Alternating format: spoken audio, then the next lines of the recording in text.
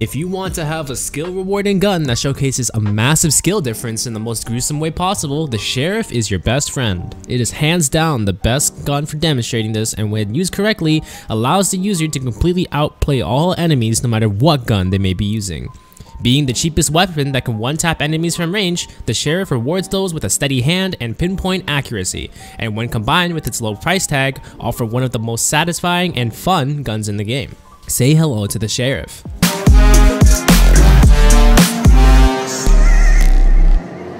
In this weapon guide, I'll be going over just how the Sheriff works, its damage profiles, and statistics including recoil, interesting techniques on how to use the gun, and situations where it should be purchased. If you want more videos and guides like this, be a homie and drop a like, sub, and comment your thoughts on the Sheriff and tell me what gun you'd like to see next. The Sheriff, also known as the Pocket Op, is the most expensive pistol Valorant has to offer. It costs 800 credits and is famous for its glass cannon characteristics and capability to offer one-shot potential against enemies from range, and is the cheapest gun in the game to do so. The Sheriff, of course, trades this off in many ways, being semi-automatic, having really high recoil, long pullout time, and having only 6 bullets per magazine. Compared to many of the fast-paced rapid-firing weapons in the game, the Sheriff is a gun that takes a lot of patience and confidence in its user. However, the potential upside for this gun is not something to be taken lightly. The Sheriff is a crucial gun to learn and master, as being proficient at the gun can pay massive dividends when used correctly, as its high damage output and long range can enable insane outplays. The Sheriff does a very high amount of damage per shot, dealing 55 to the body, 47 to the leg, and an absolutely brutal 160 to the head. This does reduce when you get to really long ranges from 30 to 50 meters, where it does 50 to the body, 43 to the leg, and 145 to the head. This is an important distinction to make because this means at very long ranges that the Sheriff loses its ability to one-tap opponents. However, engages from 30 meters and farther usually mean that you'll have time to get in another shot, so it's not too much of an issue. This also means that the Sheriff can 3-shot people even if you don't hit the head, which will be a consistent way of knowing how much you need in order to kill an enemy. The Sheriff is also known for its high wall penetration, so you can get some incredible wallbang headshots if you have knowledge of some cheesy angles. In addition to this, don't be afraid to go for a chest kill if you find that hitting a head in a certain situation is a little bit too difficult. Tagging an enemy in Valorant will greatly reduce their movement speed, so if you hit the first shot, it will be much easier to hit subsequent shots, meaning that they will have to try to kill you first. A big thing to recognize is how accurate the Sheriff can be if you are patient with it and pace your shots accordingly, and knowing how fast or slow you need to be shooting in certain situations. It takes a lot of practice to get a good feel for how you should be firing the gun. All other things being equal, the Sheriff can shoot perfectly accurate if you give it enough time between each shot. You can get away with firing it as fast as 1 to 1.5 shots per second and still be relatively accurate. The Sheriff does have a max fire rate of 4 bullets per second, but you only really want to be firing this fast if you are taking really close engagements.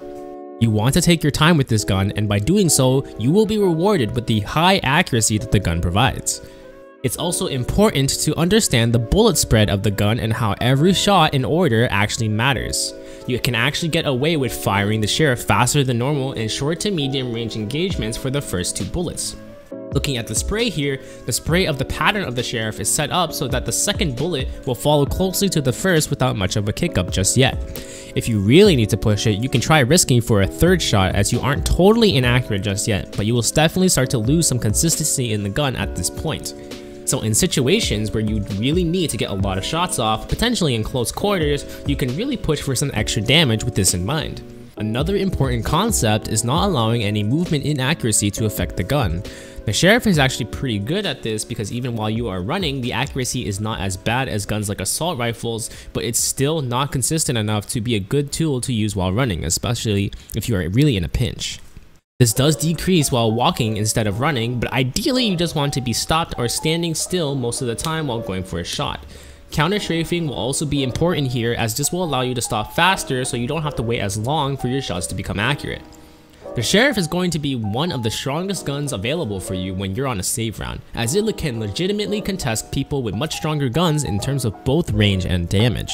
The caveat is, of course, mainly being able to outplay opponents using headshots, as you aren't typically able to out DPS assault rifles, and you will definitely struggle in many situations.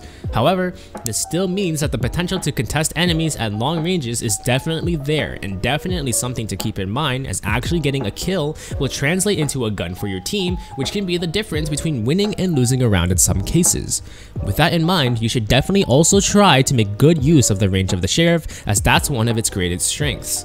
Getting kills in these situations also means that you will have a huge impact on the economy, as you will not only be taking a gun from the enemy, but you are also potentially securing an extra gun for your team in the future round, which can mean several thousand credits swinging in your favor.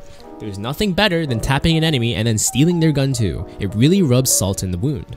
The high cost of the Sheriff does mean that it is competing against some other guns in its price range, such as the Bucky, Stinger, and Marshall, but all of these guns make some trade-offs in terms of how much these guns cost, but also in their playstyle.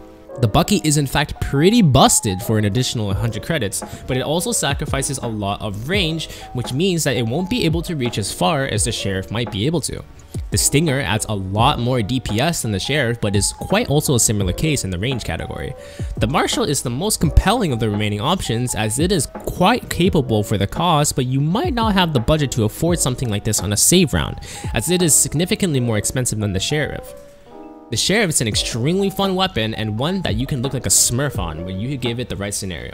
It is a gun that highly rewards mastery and demonstrates experience, and is probably the most practical eco round weapon you can buy. Give it a try and let me know what you feel about the gun. Yeehaw, partner.